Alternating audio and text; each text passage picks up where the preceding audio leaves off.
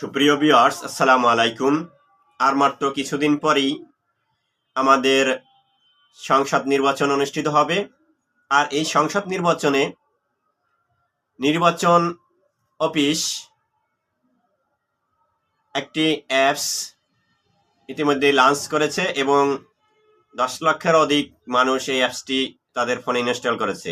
সুন্দর একটি অ্যাপসটি থেকে আপনি আপনার নির্বাচনী এলাকার প্রার্থীদের তালিকা পাবেন, সমস্ত তালিকা। তারপর আপনি ঘরে বসেই নির্বাচনে কেন্দ্রে যাওয়ার পর যে একটি নাম্বার দেওয়া হয়, এই নম্বরটি ঘরে বসেই জানতে পারবেন। কাগজে লিখে নিয়ে আপনি ভোট দিতে পারবেন এবং যে স্থানে ভোট দেবেন সেই স্থানের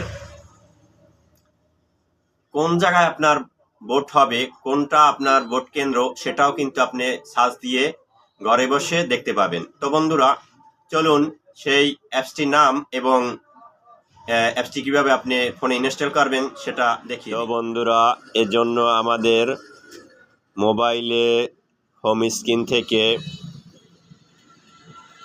প্লে স্টোরে চলে যেতে হবে। এখান থেকে আমরা সার্চ করব স্মার্ট ইলেকশন ম্যানেজমেন্ট বিডি অ্যাপসটি আমরা ডাউনলোড দিয়ে ইনস্টল করব। আমি অলরেডি ডাউনলোড দিয়ে ইনস্টল করে নিয়েছি। এই অ্যাপের সুবিধা হলো, এখন আমি অ্যাপে প্রবেশ করতেছি। এখানে একেবারে উপরটাই ওয়েদার জাতীয় সংসদ নির্বাচন, এই অপশনে যাবেন। যাওয়ার পর আপনি যে স্থানে আছেন সেই স্থান ঠিক করবেন, বিভাগ সিলেক্ট করবেন। আমি মনে করেন বরিশাল সিলেক্ট করলাম। এখান থেকে আবার বরিশালের এই নিচের অপশনটা ক্লিক করবেন। এখান থেকে আপনি যে স্থানের হন সেই স্থানে ক্লিক করবেন। আমি ঝালকাঠি ক্লিক করলাম। এরপরে আমি ঝালকাঠি 1 আসনে আছি, তো ঝালকাঠি 1 ক্লিক করলাম। এখান থেকে আপনি মোট ভোটার ঝালকাঠি 1, মোট পুরুষ ভোটার, মোট মহিলা ভোটার, হিজড়া, মোট ভোট কেন্দ্র, এগুলো সব দেখতে পাবেন। তারপর আপনার এই নির্বাচনী এলাকায় যে সকল প্রার্থী রয়েছে সেই সকল প্রার্থীদের তালিকা দেখতে পাবেন।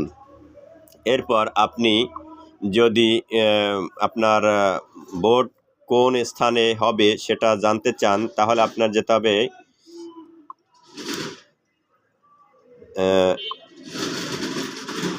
ভোট একেবারে কর্নারে, হাতের মোবাইলের নিচে একেবারে হাতের কর্নারে রয়েছে ভোট কেন্দ্র খুঁজুন, এখানে যেতে হবে।